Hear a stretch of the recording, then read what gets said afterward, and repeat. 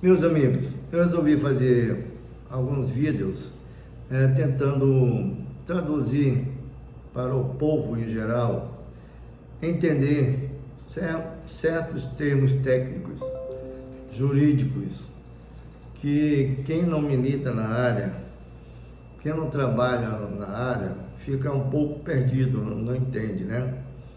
Então, eu até me lembro de uma certa história que numa audiência criminal, onde o acusado ficou ali só ouvindo os termos técnicos aplicados pelo promotor, pelo juiz, pelo seu advogado de defesa, e ficou sem entender nada.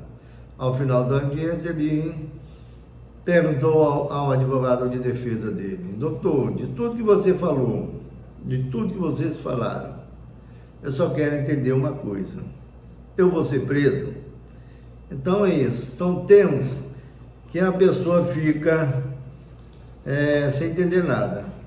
Então desta vez nós vamos falar num termo chamado transitado em julgado, quando uma ação transitou em julgado. Claro, você já deve ter ouvido falar esse termo, uma ação transitou em julgado, seja na televisão ou em algum processo que você, por um acaso, foi o autor, né? Mas o que significa isso? Trânsito em julgado. Essa é uma grande dúvida. O que realmente significa isso? É ruim? É bom? O que deve ser feito? E é exatamente isso que iremos falar neste pequeno vídeo. Então, para entender o que significa trânsito em julgado dentro de uma ação ou processo, o que significa trânsito em julgado? Uma ação está em processo e você, ou advogado da outra parte, começa a entrar com recurso para conseguir uma decisão favorável e em determinado momento a ação transita em julgado.